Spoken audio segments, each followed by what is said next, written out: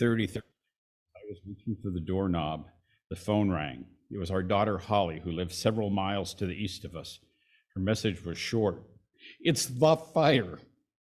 Get Mom and get out. Now! She said the fire, not a fire. The fire that we had all dreaded, but never really expected would happen. The story for our escape is something that I want to leave for another time. On the way down the hill, we decided to come here to the UU, but we figured out our next step. The fellowship came through for us. The Kellers gave us their spare room for the night. The next day, we had an invitation from our other daughter to spend a few days in Santa Cruz. On Saturday, we received an email from Sydney Wild. The renters across the street are moving out. We know the owner. Would we like to come and be their neighbor? So within a week, we had a place to live, and thanks to generous members of the fellowship, we had some furniture and some kitchen items. In the following weeks, there was more to come. We noticed people who saw a need just helped. No questions about what one believed or who they were on November 7th. We were all in that big blue boat together, big blue boat home together. The outpouring of love from everywhere was amazing. Other UU congregations took special offerings to help us. Quilters everywhere sent quilts to the Chico Quilt Club to share with displaced Paradise residents. I always thought this was really interesting. Goodwill and Salvation Army had to stop accepting donations because they had no more room. The fellowship was instrumental in creating an organization to offer group therapy to fire survivors. Our group met weekly until the COVID lockdown with a trained therapist who helped us through our PTSD. Some of that group still meet for coffee and conversation every Monday. We try to care for one another. There's so much more I could offer about the support we received from here at the fellowship and elsewhere, but I want to end this with another memorable moment from that week. Some of you may remember the 4th of July potlucks at our home in Paradise. They were a way to get Chico friends to drive up the Skyway to see the flag display. The flags stored at the Elks Club were lost. 72 hours later on Veterans Day, someone had managed to scare up a few hundred new flags and poles, get them past the roadblocks and installed. To me, it was another sign that things could get better for Paradise survivors and that the world was looking out for us. On reflection, I learned that we have a choice. We can let the disaster and the negatives be the moments that truly change our life, or we can look for the positive moments that can follow, if we let them, as the moments that make a difference.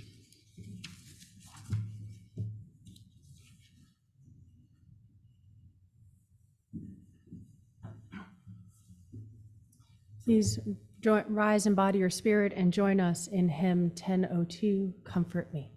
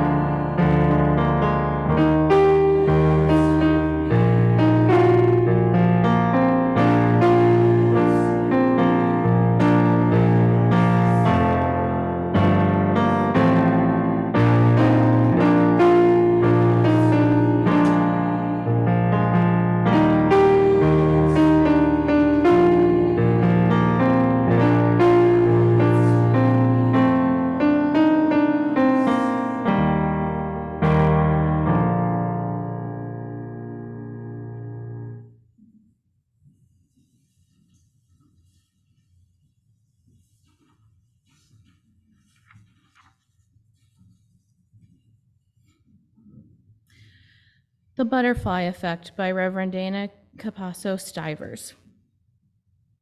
The delicate, flapping wings of a butterfly have the power to set molecules of air in motion and turn moving more molecules of air, a tiny act that is eventually capable of affecting weather patterns on the other side of the planet. This notion comes from a concept within chaos theory called the butterfly effect. Simply, the butterfly effect refers to a phenomenon in our world in which a small change in one place can result in equal or greater changes elsewhere. This may seem crazy. A tiny butterfly changing global weather patterns. Not only is the butterfly effect a real scientific theory, but it's also an intriguing philosophical idea. I say all this because the butterfly effect affects the way I live my life and the decisions that I make in a way that no ideas about God ever have. I'm no meteorologist, nor am I very well versed in etymology, but ever since learning about the butterfly effect, I have been attracted to it because it demonstrates an important principle that is often forgotten. Namely, each of our actions has effects that are more profound than we think. Interconnection is a major theme found in nearly all of the world's religions and philosophical traditions. The interconnectedness of our universe is also one of the most significant revelations of physics. All components of matter are interconnected, interrelated, and interdependent. As Unitarian Universalists, we affirm and promote our responsibility to remain aware of interconnection through our seventh principle, respect for the interdependent web of all existence. Attention to interconnectivity reminds me, despite the many sociopolitical forces that work to divide us from one another, that I'm never alone in the world. It reminds me that each decision or action I make has reactions, and those reactions reverberate as waves moving back and forth across our globe. This compels me to live my life aware of the consequences of my daily actions, from the purchases I make to personal interactions with others. I certainly do not always succeed, but I try. My awareness of interconnectivity and efforts to work against the illusion of division remain my most significant spiritual practice. This spiritual practice also gives me the ability to stand in awe of interconnection, in awe of the butterfly effect, and the power that comes with it. On rare occasions, I'm reminded to stop and appreciate the divinity of the interconnectivity revealed before my very eyes. This to me is awe-inspiring. This to me is divine.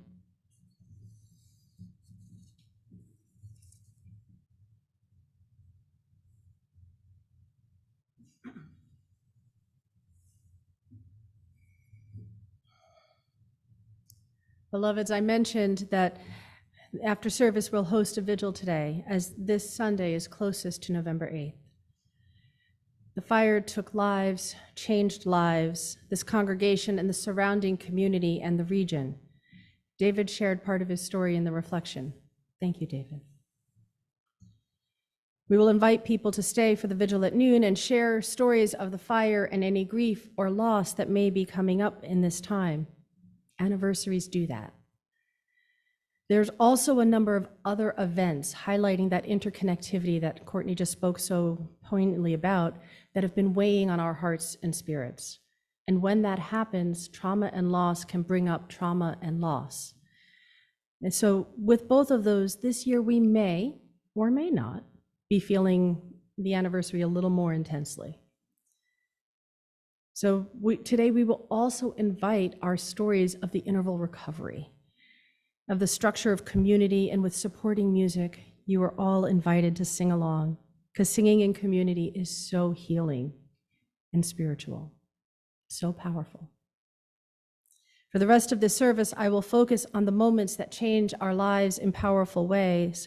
And honestly, part of what I love is how I am continually surprised, not unlike a butterfly effect, which moments have changed my life. There are some that change our lives by changing our context, community, or society itself. There are some that changed our lives by changing our relationships.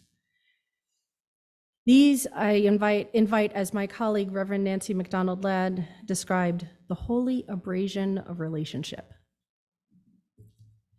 And finally, there are some that I did not realize were impactful or even pivotal until years later, and can only truly be appreciated in hindsight. And like David's powerful sharing, in an instant, the immediate local regional context can change. And I wonder if there are other large-scale events that may have caused such shifts.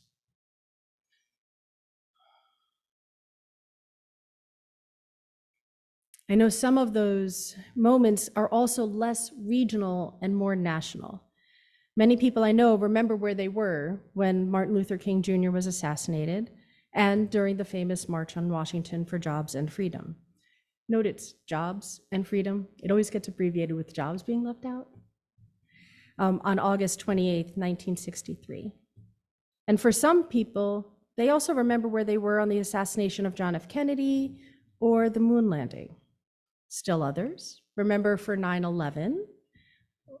And the most recent event that I've discussed with people where they seem to remember where they were is the January 6th insurrection. And did you notice there was a generational element? Some events were good, some were bad, but and some may not be something you wish to judge, but I look forward to hearing that first moment that you have, that memory where you know instantly where you were during a specific event that happened. And I think those moments are powerful because they invite a focus, a clarity of radical presence. And I think that's really well described in Adrienne Maree Brown's poem, I Can't Stop Being in the Present, because that's what those moments feel like for me. I'm going to share it with you in segments throughout the message as part of our reflection. So the first two stanzas, I can't stop being in the present, noticing how the past tells me what I should care about, and the future tells me what I should fear. The past tells me what we forgot, and the future tells me what we must dream. But here, I breathe in, noticing the gift I too often take for granted, not knowing how many breaths I have left. I want to spend them loving, being love. This speaks to me of that initial response in the moment that changes our lives, a call to a presence, a connection, to recognize the past and the future. That sudden realization that this gift of life is both precious and ours for a limited time and can change. That really feels true for me as I reflect on those moments named earlier. In those moments that change our lives, I also invite us to consider what is truly important in our life and evaluating, are we living it? This speaks to me of another concept that Adrienne Maree Brown shares it is the difference between being too busy, which I know I've said that a few times, and having a full life, right? And there's a discernment there that can lead us from being too busy to having a full life. Have we paused to connect with nature? Have we honored that which matters most? And all that comes up for me in her next two stanzas.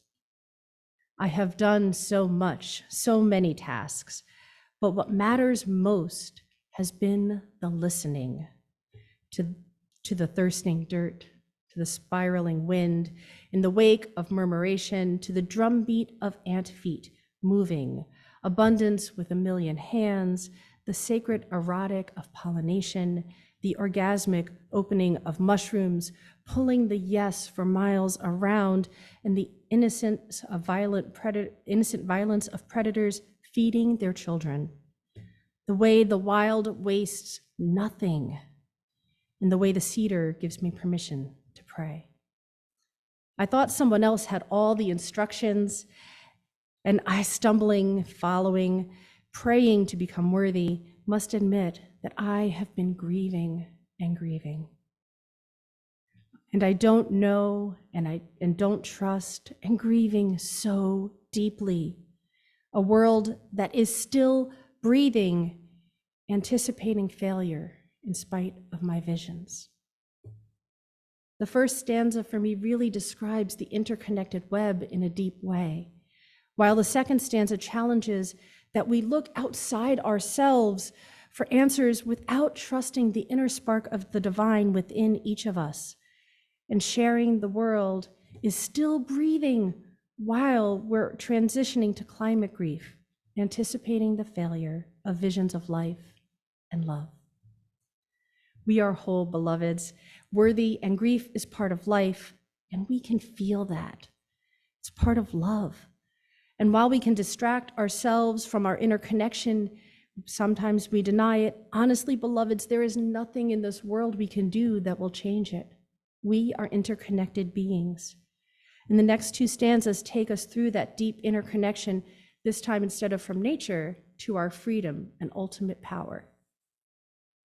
But when I listen, the universe is reminding me I cannot be taken from her. I am never untethered from her roots, never beyond the whole, and nothing is lost. It is lived. And we are not here to win, but to experience love. And those who do not know love are missing life in spite of other accumulation. And when I listen, the universe is teaching me that control is impossible. The season will change, and enough is a feeling that cannot be measured. A small circle is deepest, and I cannot teach anyone that which I have not practiced. I cannot change anyone but myself, and I will never feel free in a position of demand, and I am free. And we all are. And when we realize it, we cannot be contained.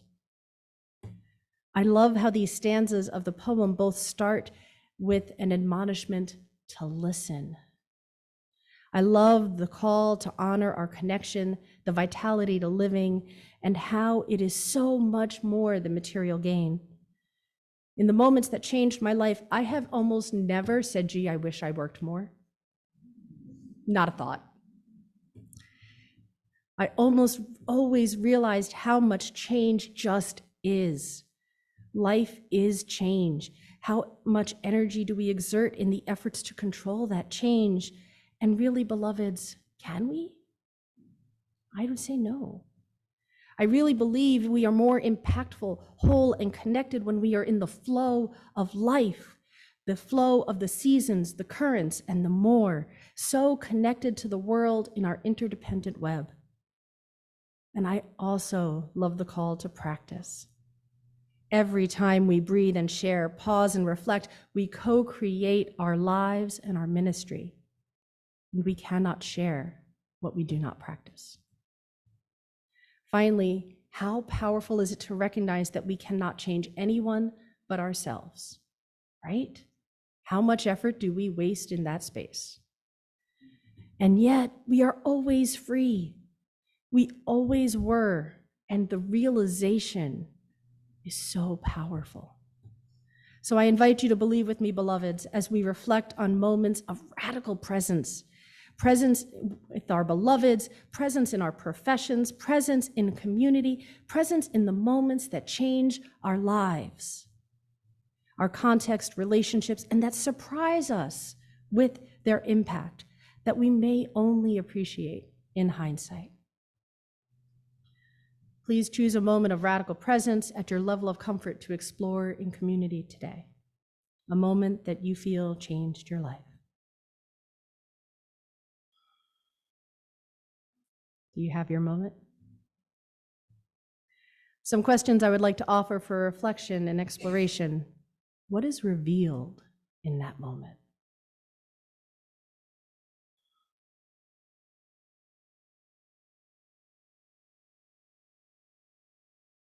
A mentor taught me to wonder, what is the best way forward with the most love possible?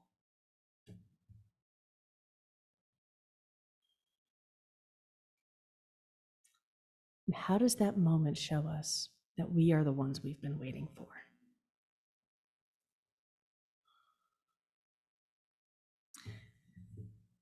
See, when these moments change our lives, touch our souls, we just can't stop being present. And this congregation knows how to bring more love into each other's lives. In congregational life, there are theories about what centrally drives or motivates congregations and how it connects to overall congregational health. Mission, vision, relationship, and administration are kind of keys. And while we have a recent mission, and we're currently visioning, thank you for the visioning team and all your work. One thing that's really apparent about this community is that you are grounded in relationship. There are deep relationships that have spanned 40 years, all the way through those who are just finding our community. And the care of this community founded the Butte County NAACP, fights homelessness and feeds the hungry, supported each other through fire and COVID, and continues to guide your deep connections with each other. It is an honor to minister with you. And when we experience those moments that change our lives, we learn the wisdom of our interdependent relationships. The next stanza honors that who we are is formed in our context and relationships, those who precede us, and our hopes and dreams for those who follow. And we are never I, even when we are lonely, even when we distinctly suffer, even when we distinctly succeed. We are of lineage, of collective, of era, of farmers' hands and strangers' prayers, of singers with their heads thrown back. We are always dancing with our ghosts and praying for our great-great-grandchildren, as described so beautifully in our story. This beautiful poetry supports our social justice work and grounds it in deep spiritual connections with each other, our ancestors, our children, and generations to come. In the now, that is part of why this community is so interconnected and gave generously to the survivors of the devastating Maui fire. The power of we in this excerpt reminds me of the traits of multicultural leadership described in the book Salsa, Soul, and Spirit by Juana Bordas. She shares Christina Baldwin's description of first culture. Human beings survived and thrived because of their ability to care for each other, work together, and help one another. This was our competitive evolutionary edge over other species. Survival of the fittest was a cooperative and reciprocal experience. I have to admit, the reframing of survival of the fittest into a cooperative and reciprocal experience was a little mind-blowing. That is a phrase I've associated with radical individualism and harm, and yet the experiences that elicit radical presence, our communities survive and thrive with cooperation and deep reciprocal experiences. So in the flashes of insight, we have that opportunity to find tremendous generosity in both giving and receiving.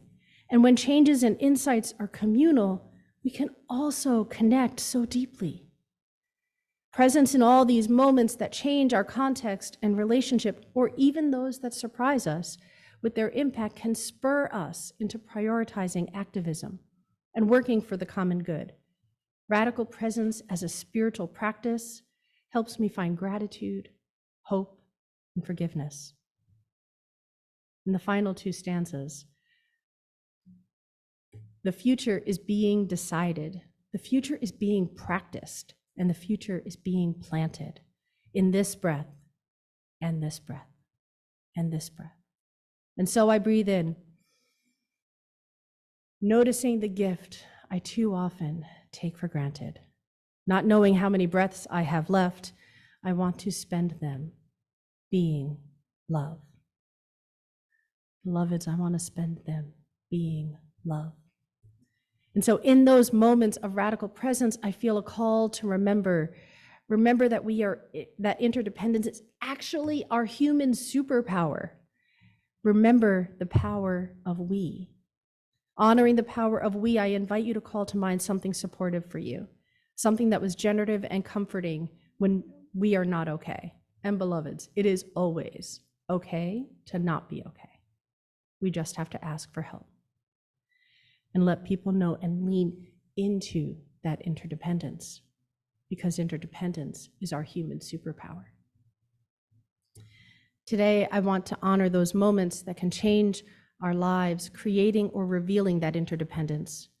And as we make meaning in this meaning-making community, I had to practice that one. If we embrace the opportunity to expand our worldview, this can be a time of deep learning and growth, a pivotal point in our life course, a time of profound integration, both within ourselves and with our communities, and an opportunity to explore and deepen our spirituality. And so, beloveds, we have explored radical presence in changing contexts, the power of relationship, and the power of we. And now I'm going to invite us to make radical presence a spiritual practice. Remember, I started that moments that change our lives include those that might surprise us, those we only recognize in hindsight. How important then, how important is it to be radically present to all that is our life? I don't want to miss those moments. I invite you to join me in that practice. For me, some of those moments were moments of call to medicine, military service, ministry. Some were moments of kindness of care. Radical presence invites us to be fully present in this moment and fully open to the complexity of life with its joys, sorrows, loves, and losses, living, truly living it all. If we approach it with curiosity, we welcome wonder and practice being love. May it be so. Amen and blessed be.